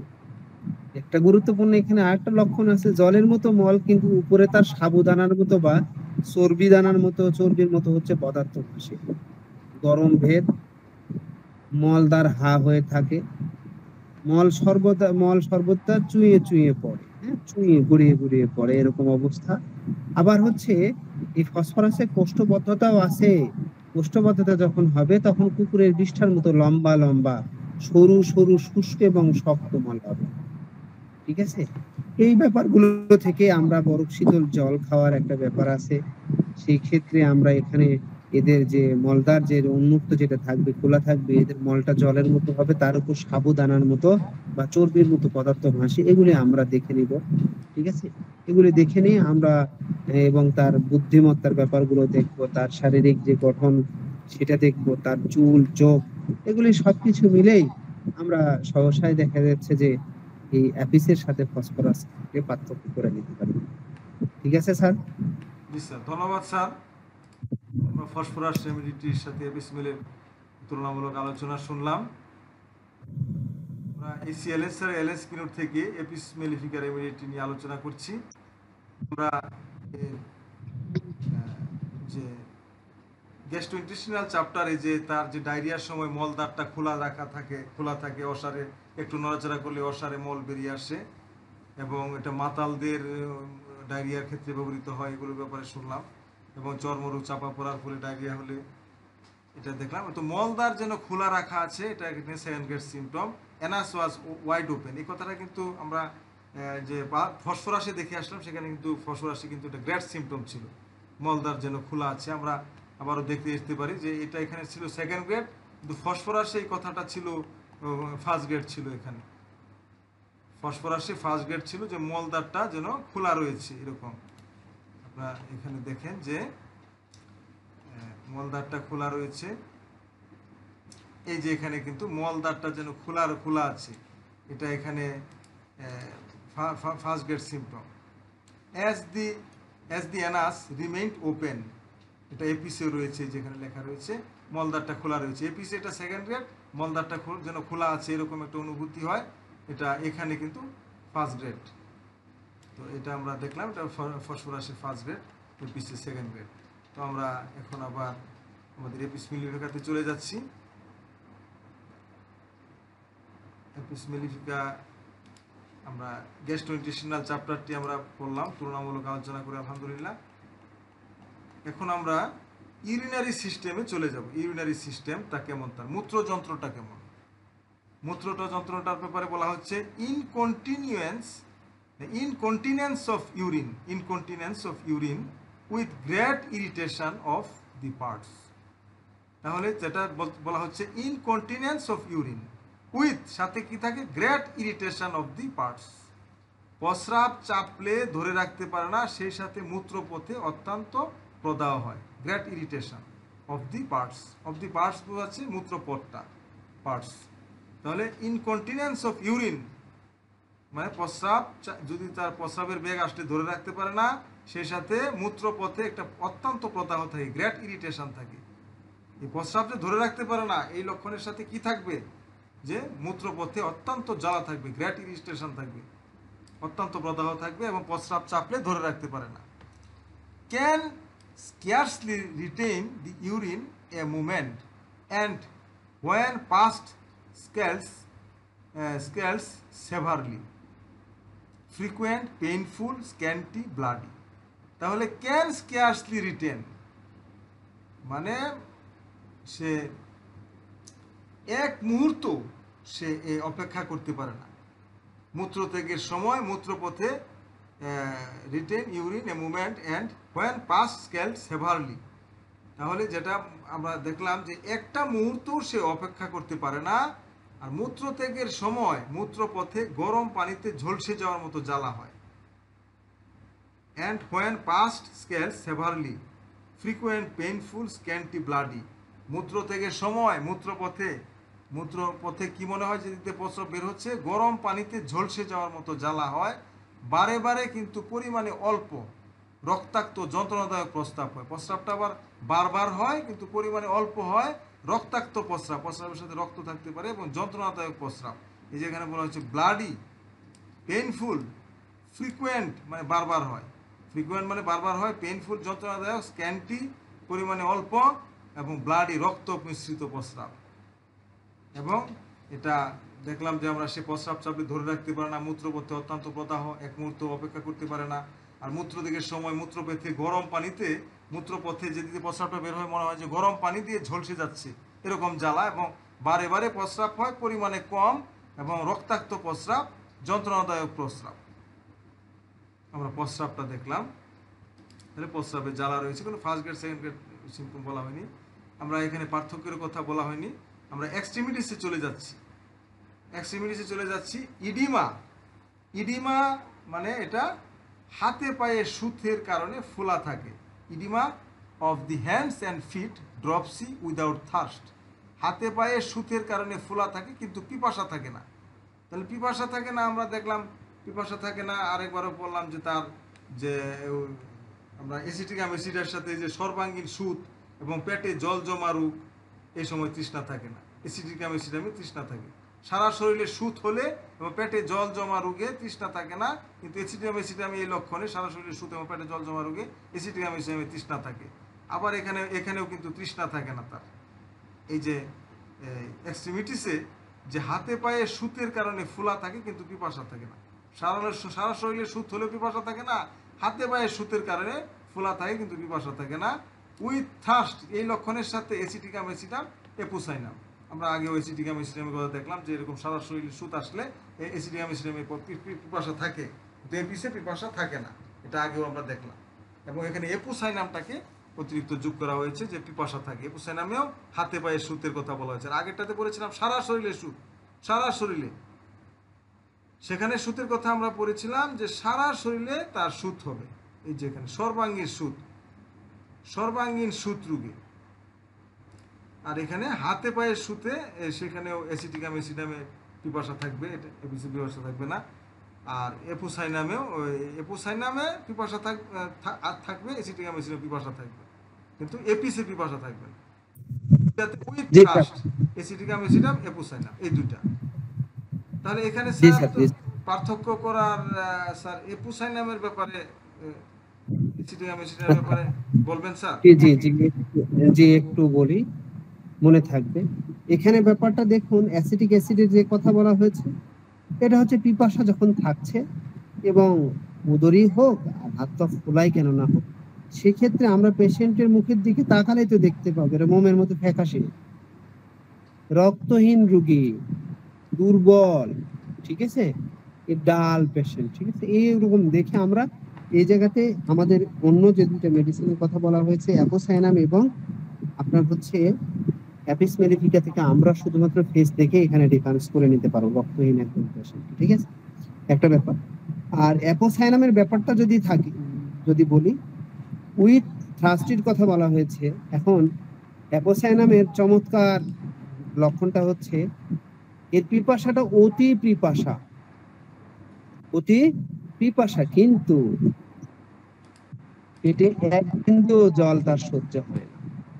কি হয় না? পেটে এক বিন্দু জল তার সহ্য হবে না। তাই উদরী বা পুরাতন উদরাময় রোগীর মনটি নিরুৎসাহ এবং স্নায়বিক দেখা গেলে এটা খুব গুরুত্বপূর্ণ ব্যাপার। আর উদরী ইত্যাদিতে এর হচ্ছে পিপাসা থাকে কিন্তু জল সহ্য হয় না, তাতে যন্ত্রণা হয়। তা জল পান করলে যখন পেটে যাবে তখন সেটা যন্ত্রণা হবে, এইটা গুরুত্বপূর্ণ ভাবে মনে রাখবো। এবং সে জল পান করলে তৎক্ষণাৎ সেটা উঠে যায়। উদরী ও শোথরোগে রোগীর পাকস্থলী অত্যন্ত উত্তেজিত থাকা, এমনকি এক ফোঁটা জলও সহ্য না হওয়া এই অ্যাপোসাইনামের গুরুত্বপূর্ণ এবং সর্বশ্রেষ্ঠ লক্ষণ। মনে রাখবেন, শুধু পিপাসা আছে এমনটি না, ইহার সাথে এই লক্ষণের সাথে পিপাসা আছে বটে কিন্তু জলপান অসহ্য। এই কথাটা মনে না রাখলে আমরা অ্যাপোসাইনাম ব্যবহার করতে পারবো না, ঠিক আছে। এদের একটা ব্যাপার, যখন এই উদরী বা শোথ যখন দেখা দিবে তখন দেখা যাচ্ছে সব রকম স্রাব কমে যাবে, যেমন ঘামও কমে যাবে, প্রস্রাবও কমে যাবে। সকালে ঘুম থেকে উঠে বাম চোখে যদি কালি পড়ার মতো অনুভূত হয়, বাম চোখে মনে হয় কালি পড়েছে, দেখতে পাচ্ছি না, কালো কালো মনে হচ্ছে সব, তাইলে অ্যাপোসাইনাম মনে করতে পারেন, ঠিক আছে। তবে এদের নাড়ি অনেক সময় দুর্বল হয়, সেরকম দুর্বল নাড়ি আমরা ডিজিটালিসেও পাই, একটা ব্যাপার। আর এদের আর একটা লক্ষণ আছে, এক হাত বা এক পা অনবরত নাড়ে, ঠিক আছে। মস্তিষ্ক বিকারের ক্ষেত্রে দৃষ্টিটা এক দৃষ্টি চেয়ে থাকে। অ্যাপোসাইনামা আছে বেহেলেগরাস ও বয়স। অল্প বয়স্ক বালিকাদের রজরোধ যদি হয় এই ক্ষেত্রেও দেখা যাচ্ছে, এবং হাত পা যদি ফুলে সেই ক্ষেত্রে অতি পিপাসা যদি থাকে এবং এক ফোঁটা মানে সহ্য হয় না, জলপান মাত্রই সেটা বমি হয়ে উঠে যায় এবং তার মূর্ছা ভাব অবসন্নতা থাকে, তাহলে আমরা এই অ্যাপোসাইনামের কথা মনে করতে পারি। অ্যাপোসাইনামের রোগী আবার ইগনেশিয়ার মতো দীর্ঘশ্বাসও ফেলে, এটাও গুরুত্বপূর্ণ একটা ব্যাপার, ঠিক আছে। উদরময় উপশম হয় স্যার, জি, উদরময় উপশম হয় অ্যাপোসাইনামে। ওদের হ্যাঁ। সমস্ত রোগ লক্ষণ উদরময় হলে উপশম হয়, এটা যেটা অ্যাপিসমেলে নেই। তো এখানে দেখুন যে কথাটা আমি যেটা বললাম, অ্যাপিসমেলের সাথে এখানে পৃথিবীর অত কিছু দিয়ে আমাদের ডিফারেন্স করতে হবে না। পিপাসা যদি ওটা পিপাসাহীন এরকম সময়, আর এতে পিপাসা আছে, এখানে সহসা পিপাসা দিয়ে আমরা পার্থক্য করতে পারি। আরেকটা ব্যাপার হলো এই পিপাসাটা কেমন, অতি পিপাসা, কিন্তু এক ফোঁটা জলও সে সহ্য করতে পারবে না। পিপাসা আছে, খাবার মাত্রই দেখা যাচ্ছে সে জলটা উঠে দেবে, বমি হয়ে উঠে যাবে, কারণ ওই জল পান মাত্রই তার পেটের মধ্যে হচ্ছে যন্ত্রণা শুরু হয়ে যায়, কারণ অন্ত্রটা সেই সময় হচ্ছে উত্তেজিত। এই জায়গাটাই আমরা পার্থক্য করে নিতে পারবো, ঠিক আছে।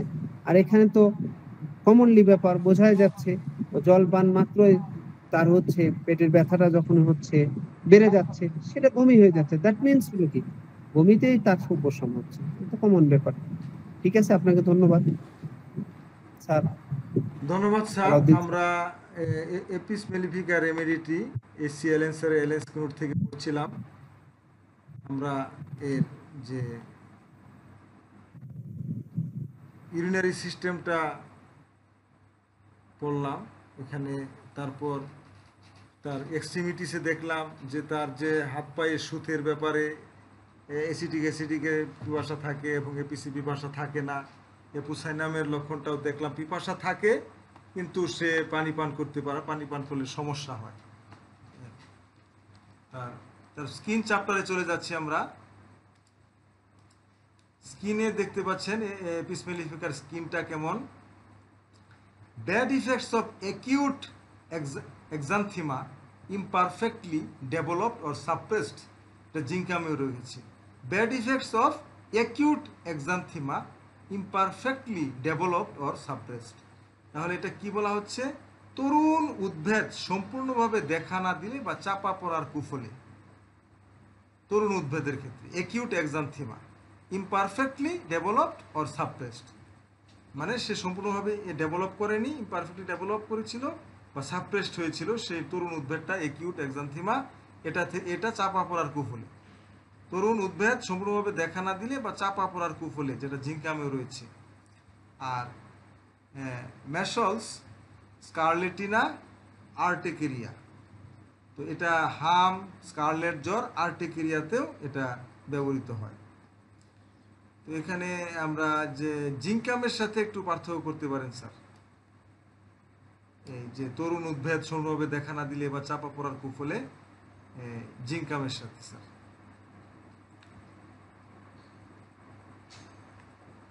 জি স্যার, দেখুন আমার জিঙ্কাম মেটালিকাম আমরা যখন দেখতে যাব তখন জিঙ্কাম মেটালিকার পেশেন্টের ক্ষেত্রে আমরা স্নায়বিক অবসাদে ভুগছে এরকম একটা ব্যাপারগুলো দেখব। জীবনী শক্তি নিস্তেজ, মস্তিষ্ক এবং স্নায়ুর ক্ষমতা দেখা নিষ্প্রভ হয়ে গেছে। এর আগে বলেছিলাম সব কাজে তার অতীব দুর্বলতা থাকবে, এমনকি থুতু ফেলতে বা প্রস্রাব ফেলতে গেলেও এর হচ্ছে দুর্বলতা থাকা চাই, ঠিক আছে। এবং সর্বদা পা নাড়ে, একটা গ্রেট সিমটম জিঙ্কামের পেশেন্ট। বসে থাকলেও দেখে বসে থেকে পা নাড়তেছে, রোগীর ডাক্তারের কাছে বসে আছে, পায়ে দেখাচ্ছে জেগে তার হচ্ছে পা নাড়তেছে, এরকম ব্যাপার। পা না নেড়ে থাকতে পারে না, ঘুমোতেও নাড়ে। এই ব্যাপারগুলোর দিকে আমরা বেশি লক্ষ্য করব। আর তার পরবর্তীতে এই ব্যাপারগুলো থাকে, ঘুমোতে সে ভয়ে হঠাৎ করে চমকে ওঠে, মাথাটি এপাশ ওপাশ নাড়াতে থাকে, মুখটি একবার লাল হয় আবার মলিন হয়, বিনা জ্বরে ফিট হয়ে যায়, আবার সর্বাঙ্গ দেখা যাচ্ছে কম্পন শুরু হয়ে গেছে। এই লক্ষণগুলো গুরুত্বপূর্ণ আকারে আমরা দেখব, এবং কোনো কিছু তাকে লিখতে দিলে তার হাতের একটা কম্পনের ব্যাপারগুলো থাকে। এগুলি দেখা যায় মানসিক সিমটম গুলো আমরা হচ্ছে জিঙ্কামের ক্ষেত্রে আমরা পাই। তবে এই ক্ষেত্রে দেখা যাচ্ছে কোনো উদ্ভিদ যদি চাপা দেওয়ার ফলে, এখানে বলা হচ্ছিল তরুণ উদ্ভিদদের সম্পূর্ণ দেখা না দিলে বা চাপা পড়ার ফলে যদি হাম, স্কারলেট জ্বর ইত্যাদি এখানে কতগুলো বলা হয়েছে যেগুলো রোগগুলো হয়, এদের ব্যাপারগুলো আপনার হচ্ছে এই চাপা দেওয়ার ফলবর্তীতে এর রোগগুলো হতে পারে একটু আলাদা টাইপের। কেমন রোগগুলো দেখো, দেখেন যেগুলি উদ্ভিদগুলো, তরুণ উদ্ভিদগুলো ফলবর্তীতে এর স্নায়বিক দুর্বলতাগুলো দেখা দিবে, এবং যে ফলে দেখা যায় পক্ষাঘাত সদৃশ তার একটা দুর্বলতা বোধ কাজ করবে, ঠিক আছে। এগুলি তার গ্রেট সিমটম। আর এর মুখমণ্ডল দেখা যাচ্ছে যে পাণ্ডুর হয়, কিন্তু জ্বর নেই। উদারময় বন্ধ হয়ে মস্তিষ্ক সংক্রান্ত কোনো অসুখ হলে ইহাদিতে কখনো ভুল করা যাবে না, জিঙ্কাম মেটালিকাম, ঠিক আছে। এটা গুরুত্বপূর্ণ একটা ব্যাপার, লক্ষ্য রাখবেন। এই হলো অবস্থা আমাদের জিঙ্কাম মেটালিকামের ক্ষেত্রে। আমরা এটা কি পেলাম, তাহলে মানসিক সিমটম গুলো দেখবো এবং শারীরিক ব্যাপারগুলো দেখবো, যে এদের হচ্ছে পা না নাড়িয়ে থাকতে পারে না, পা সে নাড়াতেই হবে, একটা ব্যাপার থাকবে। এবং দেখা যাবে কি হবে, তার স্নায়ুভাবে অবসাদে ভুগছে, জীবন শক্তি নিস্তেজ, নিষ্প্রভ হয়ে গেছে, তার নড়াচড়ার শক্তিগুলো খুব কম, এমনকি থুতু ফেলতে বা প্রস্রাব করতে গেলে এগুলো তো সহজ কাজ, সেক্ষেত্রেও তার অনেক বেশি দুর্বলতা, ঠিক আছে। মাঝে মাঝে দেখা যাচ্ছে যে শিশুরা ঘুমোতে কেঁদে ওঠে, গোটা দেহটা সেই সময় তাদের কি হয়, কেঁপে ওঠে। ঘুমানোর সময় হঠাৎ ভয় পেয়ে জেগে ওঠে, যেটা বললাম, তখন মাথাটি এপাশ ওপাশ নাড়তে থাকে, মুখটি তখন লাল হয়, আবার দেখা যাচ্ছে মলিন হয়। জ্বর নাই, কিন্তু দেখা যাচ্ছে সে তার সর্বাঙ্গ সে কাঁপতেছে। তবে সালফারের মতো এর হচ্ছে সকালে বেলা 11টার দিকে দুর্দম্য ক্ষুধার একটা প্রবৃত্তি থাকে, ঠিক আছে। এটা আমরা মনে রাখবো। আর যখন তার ঘাম দেখা দিবে এই বাচ্চারা খুব দ্রুত খায়, জি মনে হয় যে 3-4 দিন খায়নি, এরকম খুব দ্রুতর সাথে খায়। সামনে খাবার এলে খুব তাড়াতাড়ি খেয়ে নেয় এই বাচ্চারা। আর আচ্ছা, আচ্ছা। সবকিছু রিপিট করে বলে, তাকে যা কিছু জিজ্ঞেস করা যায় রিপিট করে সেটা আবার বলে। তোমার নাম কি? ও আমার নাম বলে আবার উত্তরটা দেবে, এমন একটা ব্যাপার থাকে। আচ্ছা, আচ্ছা, দেখবো আমরা। তো এগুলি সবকিছু মিলিয়ে আমরা এখানে জিনকামের কথা ভাবতে পারি, ঠিক আছে?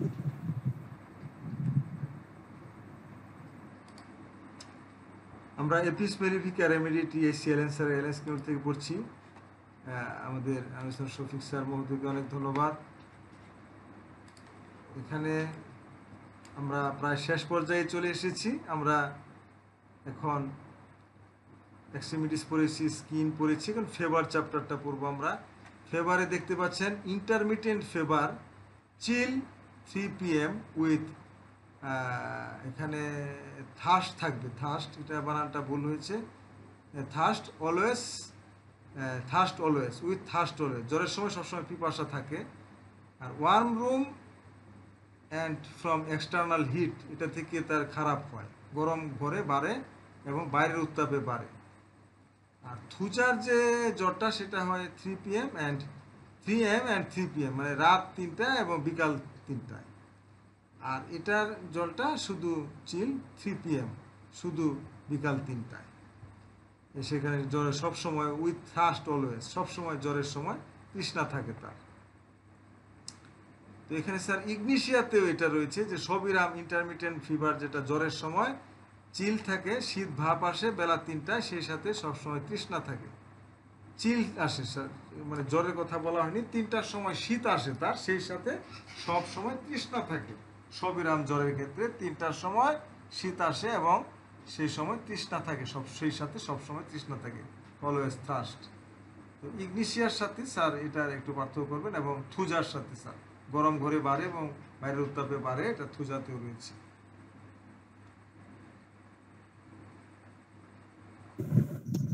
জি, আমরা ইগনেশিয়ার পেশেন্ট গুলো যদি দেখি, তাহলে ইগনেশিয়ার আমরা রোগ আক্রমণের ব্যাপারগুলো দেখে আমরা লক্ষ্য কি রাখবো, এর শোক, দুঃখ, লজ্জা, এরকম মানে মনস্তাপ হেতু দেখাতে রোগ আক্রমণের ব্যাপারগুলো থাকে। এবং কোনো বাচ্চাকে যদি তিরস্কার যদি করা হয়, তাহলে বাচ্চা কি করে, ওকে তিরস্কার করা হয়েছে, ও বাসায় যে যখন শুয়ে পড়বে তখন সে অসুস্থ হয়ে পড়বে, একা থাকতে চায়, নির্জনে কাল্পনিক চিন্তা করে, তার দুঃখগুলো কাউকে প্রকাশ করতে চায় না, তার মনের ভিতরে যে লুকানো কথাগুলো সে কাউকে প্রকাশ করতে চায় না। এটা দেখুন, আমরা অ্যাপিসে কিন্তু এই লক্ষণগুলো পাবো না। আমরা কি পাবো? অ্যাপিসকে পিটালেও অ্যাপিস কিন্তু এই কথাগুলো বের করবে, বুঝতে পারছেন? এই ব্যাপারগুলো আমরা পাবো। তো আমরা এইভাবে দেখা যাচ্ছে যে অ্যাপিসের সাথে খুব সহসায় ভাবে ইয়ে করতে পারি, ঠিক আছে? এরা হচ্ছে ভালোবাসা থেকে একটা নৈরাশ্য পাবে মন্দ সংবাদের জন্য, বা মনের দুঃখ মনের মধ্যে চেপে রেখে দেখা যাচ্ছে যে ঈর্ষা হেতু, রোগী হোক বা যাইকেন না হোক, দেখা যাচ্ছে যে এই ব্যাপারগুলো তাদের থাকবে। হ্যাঁ, তাইলে এই ওষুধটা সেই ক্ষেত্রে আমরা প্রয়োগ করতে পারি। এবং এদের ব্যাপারগুলো দেখি, চুল এবং চামড়া কালো হয়, মেজাজ মৃদু, চিন্তা শক্তি এবং কার্যকারিতা ক্ষিপ্র, অস্থির, অধীর ও ঝগড়াটে প্রকৃতির ইগনেশিয়া। অর্থাৎ পালসেরিটা ঠিক বিপরীত। পালসেরিটা ঝগড়া করে না। তাহলে দেখুন, আমরা দেখি এই পালসেরিলার ব্যাপারগুলো একটু ধীর প্রকৃতির, এরা কাজ কামেও ধীর, একটু স্লো প্রকৃতির, নর্ম প্রকৃতির, এবার ব্যবহারগুলো সুন্দর এবং গায়ের রংটাও অনেক সময় সুন্দর হয়। হ্যাঁ, পালসেরিলার ব্যাপার। আর তাহলে আমরা এখানে দেখব তাহলে কি হচ্ছে, যে এখানে আমরা দেখি যে বিকাল 3টা দেখা যাচ্ছে যে একটা জ্বরের একটা ব্যাপার থাকে, দেশীয়তে এই ব্যাপার থাকে। আর এখানে বলা হচ্ছিল থুজাতে বেলা 3টা এবং রাত 3টা, এখানে পার্থক্য থুজার তো করেই দেওয়া হয়েছে। থুজার ব্যাপারটা তো আর বলার কোনো অপেক্ষায় রাখে না।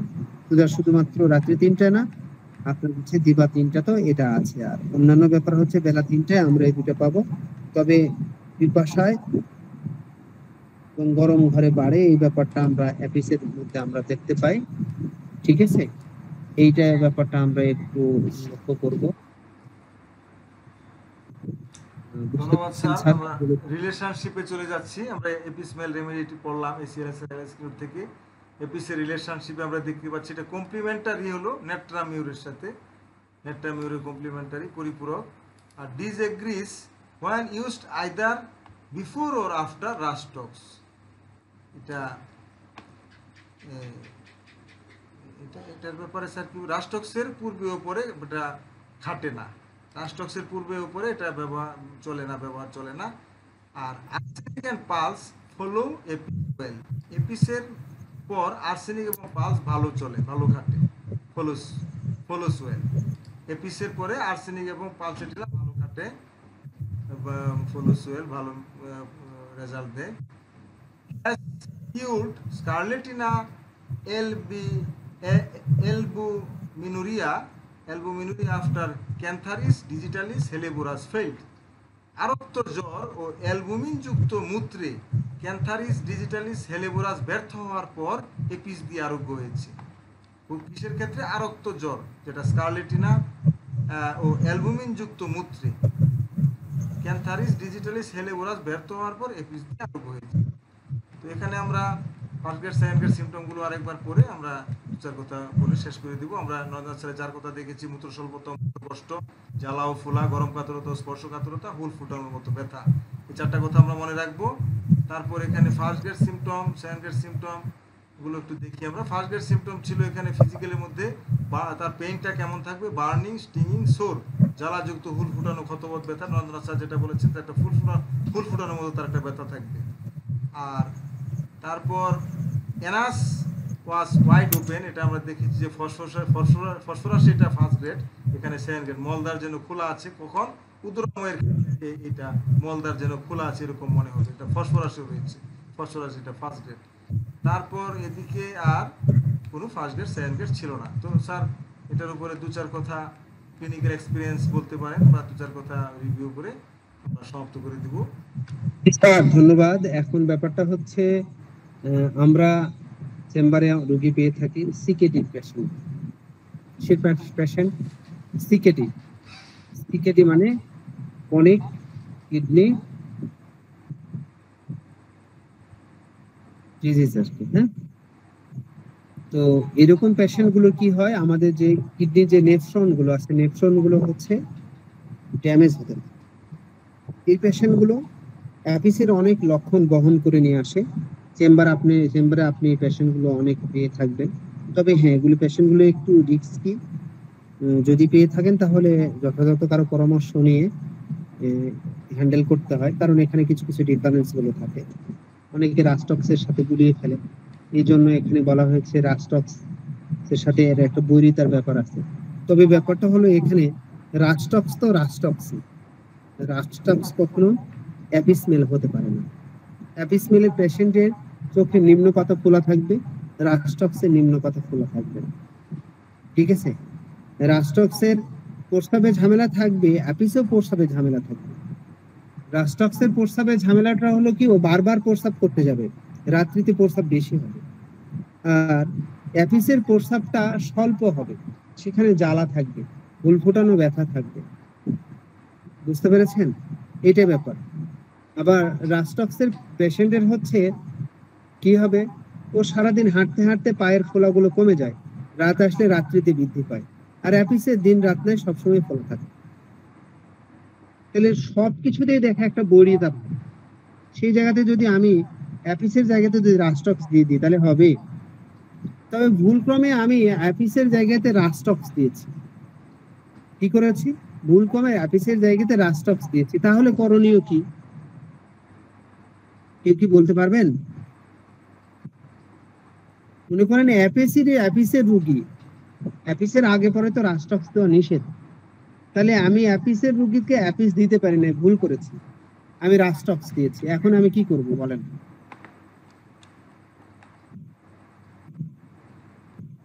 স্যার আপনারা কি আমার কথা শুনতে না হয় পাচ্ছেন? তাহলে তো আর কিছু করার দরকার নেই স্যার, না?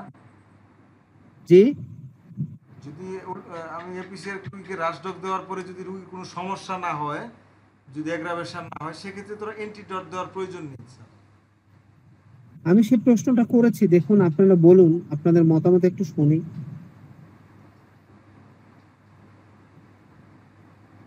আপনারা তো অনেকেই আছেন, অনেকে তো প্র্যাকটিস করেন, একটু মতামত বলুন, আপনাদের কাছ থেকে কিছুটা শিখি। যে আমি যে সব বলবো এটা তো না।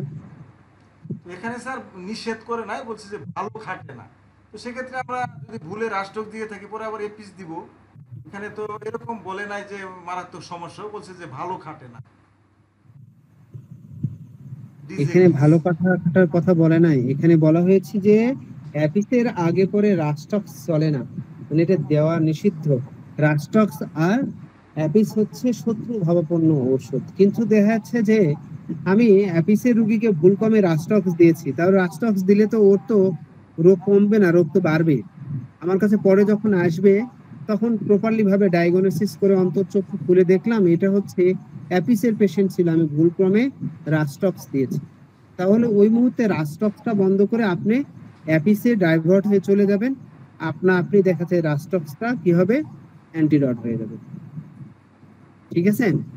জি স্যার। না আমি তো এটি বললাম স্যার, যে জি আমরা স্যার, আপনি তাহলে যেটা বলেছেন আপনাকে ধন্যবাদ, সুন্দরভাবে বলেছেন। আমি আশা করেছিলাম আরো অনেকে মতামত দিবেন। হ্যাঁ, মতামত ভুল হতে পারে বা সঠিক হতে পারে, এটা কোনো ফ্যাক্ট নয়। আপনি মতামতটা এটা স্যার দিয়েছেন, আপনার থিওরি এটা থেকে গুরুত্বপূর্ণ। বলেছি স্যার, আপনার থিওরি থেকে বলেছি যে পরবর্তী মেডিসিনে গেলেও কোনো সমস্যা হয় না, আমরা জি ওই জি, আমি মেডিসিনটা শুধু আপনাকে অফ করে দিই। বলেছিলাম। আপনি বলেছিলেন যে এটা অফ করে দিলেই হবে, যদি তেমন কোনো অ্যাগ্রাভেশন না হয়ে থাকে আমরা পরবর্তী মেডিসিনটা অফ করে আমরা পরবর্তী মেডিসিনে চলে যাব। এটা আপনার কথাতে আমি শিখেছি স্যার, আগে পূর্বে অনেক বলেছেন স্যার। এই ছিল আজকে আমাদের মেডিসিন, তো আমরা এটার দিকে লক্ষ্য রাখবো। তবে হ্যাঁ, অ্যাপিসের পেশেন্ট গুলো সাধারণত চোখের নিম্নপাতা ফোলা নিয়েই আসে। তবে যারা তরুণ ডাক্তার তারা একটু দেখে শুনে ভেবে চিন্তে কনফার্ম হয়ে প্রয়োগ করবেন। আর এগুলি সাধারণত নেফ্রনের সমস্যা নিয়ে আসে, কিডনির সমস্যা নিয়ে আসে এই পেশেন্টটা, অ্যাপিসের পেশেন্ট। আর স্কিন ডিজিজের ব্যাপারে একটু আলাদা, সেটা তো আমরা দেখি যে শীতল জলে তার স্নান করলে দেখা যাচ্ছে ইয়ে থাকবে। এবং অ্যাপিসের হচ্ছে স্কিন ডিজিজটা আপনার হচ্ছে অনেকটা গোলাপি কালারের হয়, হ্যাঁ, এবং প্রচুর পরিমাণ চুলকানি থাকবে, এখানে সেখানে হুল ফোটানো ব্যথা থাকবে। এই ব্যাপারগুলোর দিকে একটু লক্ষ্য রাখবেন। ঠিক আছে? অ্যাপিস নিয়ে আর কিছু বলতে চাচ্ছি না, আপনারা কেউ যদি দু চারটি কথা বলতে চান বলতে পারেন, শেষ করে দেবো স্যার। কারো কিছু বলার আছে বলুন, কেউ কিছু বলতে চাইলে বলুন।